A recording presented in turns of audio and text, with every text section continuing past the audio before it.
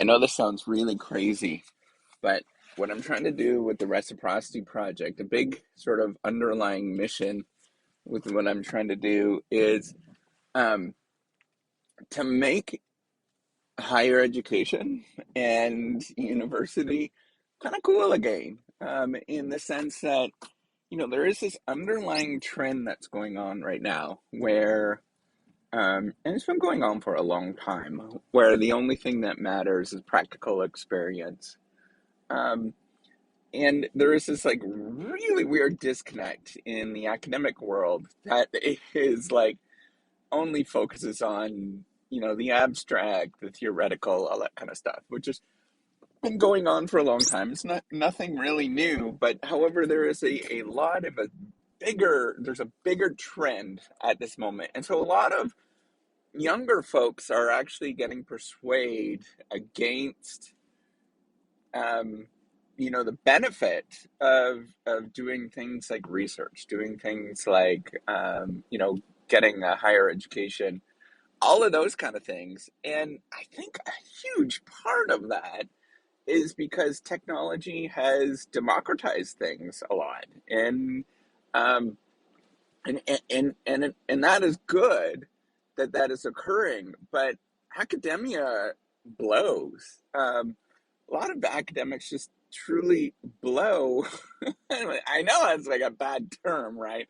But they're really bad with sort of jumping on technology and embracing, information technology specifically what I'm talking about.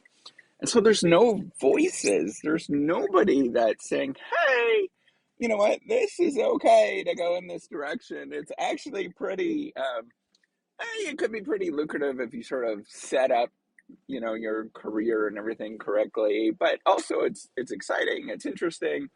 Um, but I also want to be like blatantly like in your face with this is the truth. It blows. Academia does blow in a lot of different ways.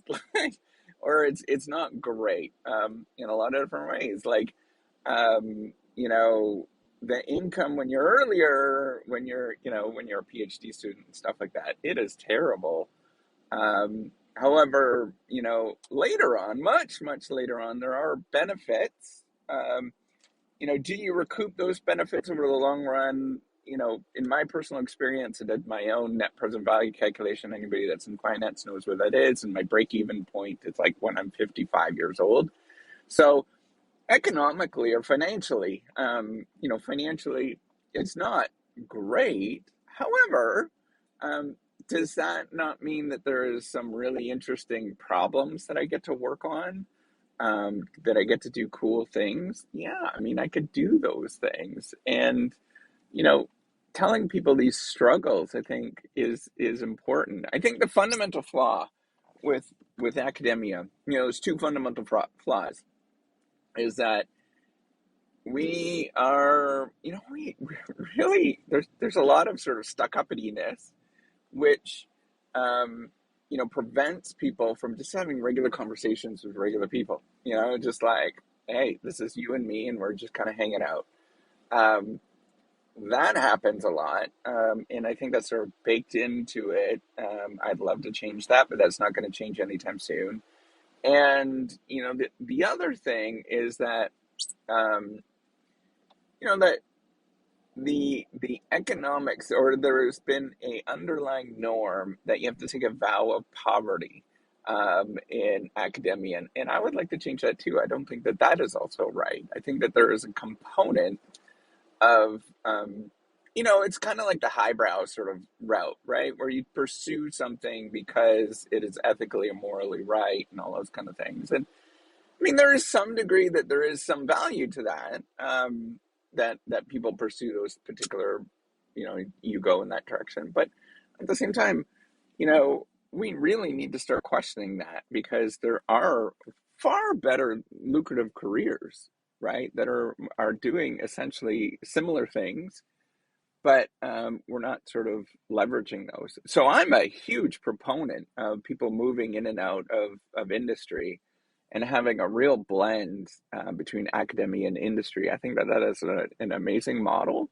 However, in particularly within business schools, there's been sort of a railing back in terms of that model, because of, that we've tried to create our own identity. Initially, it was in business schools really focused on, more practical and stuff like that. But then there was sort of an inrush of sociologists and psychologists and, the economists. They all come in, and they sort of have their, this is the way that we view the world sort of thing, back in the 60s and 70s. And now we've really sort of transitioned towards balking at anybody that does sort of anything that's, you know, practical or blurring, going back and forth between industry. And I don't think that that is a correct model either, because there is a tremendous amount of opportunities that people can learn and bleed back into academia. I am more of a proponent, and I've always thought that this is an amazing model, is the more of the engineering type model, where there is a blend between, yes, it's academic-y and it's hard and all that kind of stuff, but also at the same time, um, there is a lot of sort of practical components to it. And I went to a school, my undergrad was that, they had like what was called co-op, um, programs, and basically you work for 4 months, or you do school for 4 months, you work for 4 months, and you do that repeatedly, and you end up, by the time you're done, you kind of have a real sense of, you know of the world, and what are sort of practical problems to work on, and those kind of things. But also you kind of get a sense of theory, a little bit. I think that there's probably still some work to be made there, but this model, so the advantage of that model is that you're super highly attractive, to both sides, right? So this is the thing. You have to be, to have value in this marketplace, in the academic marketplace, people need to think from the practitioner side. They need to think, oh, you're some sort of guru or whatever, right? So like everyday people need to think that you're a guru. Lay people need to think that you're a guru. But then also on the other side, on the academic side, people need to think that you're somehow theoretical and you know things, and all that kind of stuff. So you need to really to have that value, that is hard to capture. You really need to sort of straddle those two, and the more that we can create a environment where that's okay, where we can, leverage both sort of practical sides. I think that there are some really interesting problems in industry, really stinking interesting problems in industry that we can leverage. The problem, so this is the fundamental tension that you end up getting. Industry always wants results a lot quicker. And academia doesn't. And so that's where there's this railing back, because academia is really about like really testing rigorous stuff, right?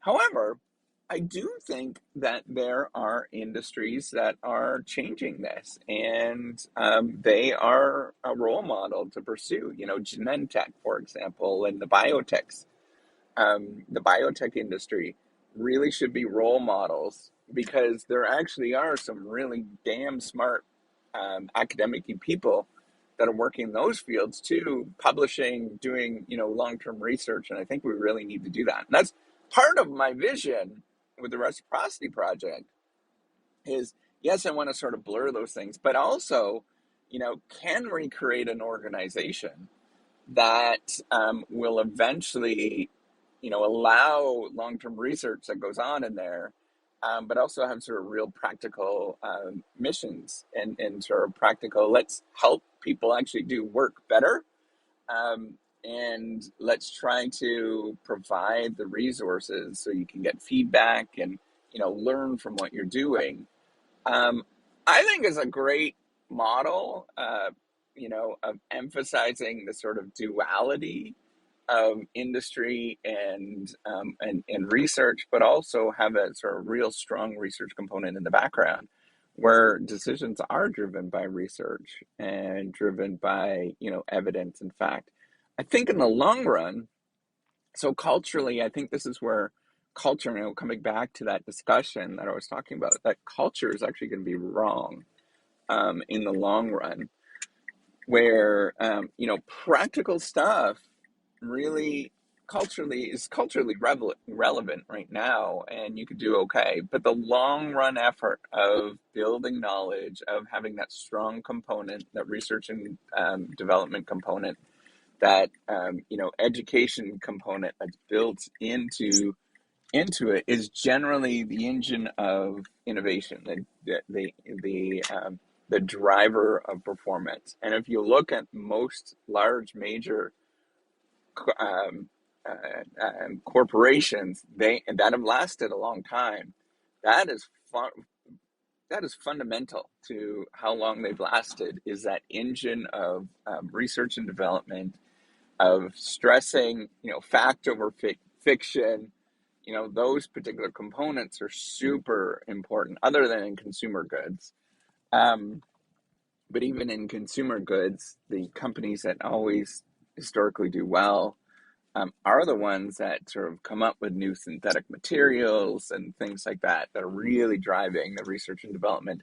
Seeing like McDonald's, for example, has a tremendously strong scientific effort behind it, and trying to find the best possible way to make a burger, for example. Like that's fundamental to their mission. And we need to have more tools that are doing that. We need to have more organizations that are doing this. And I think the Reciprocity Project is going to be a role model in 10 years. It's going to take a long time where, hopefully with you and other people backing it, being part of it, you can sort of see this mission of this real strong research component to it, but also solving problems that we have at this moment, that are practical. I think having that sort of dual emphasis, I think, is super important. So for example, you can definitely balance this by having components. That's why I want to have a component of any profits that come from this, to go back into behavioral research, where I can give back and we can do some really cool things by doing that, having a portion of the profits that, substitute PhD research and things like that, where we can focus on growing it. But also, having that strong emphasis on research and development, I think, is super important. And so you just have to create structures. And I think that's where, being somebody that's in a business school and studies, organizational design and organizational theory, like that's where the advantage is that I kind of know that you can create structures that allow that to happen. It's hard, but you can allow it to happen. And I'm willing to explore and try different ideas, willing to invest my own time and money and effort into these things so we can have something like this. Now, it's got to start small. It's got to start someplace, but that's all of this stuff always starts like that. And I could see a real shift, right? And this will be a beacon. The Reciprocity Project is going to be a beacon for the rest of academia in terms of how to balance this and show people that we can do these wonderful projects and really have an impact on this world, but also emphasize research and development, strong research and development, and good research. So we are not focused on short-term metrics and all those kind of things, but focus on sort of long-term projects that matter in this world. So I think it's going to happen. I know it's going to happen. And it's just going to take a matter of time and effort, and we'll get there. So thanks so much for listening. Appreciate everything that you do. Take care and have a wonderful day.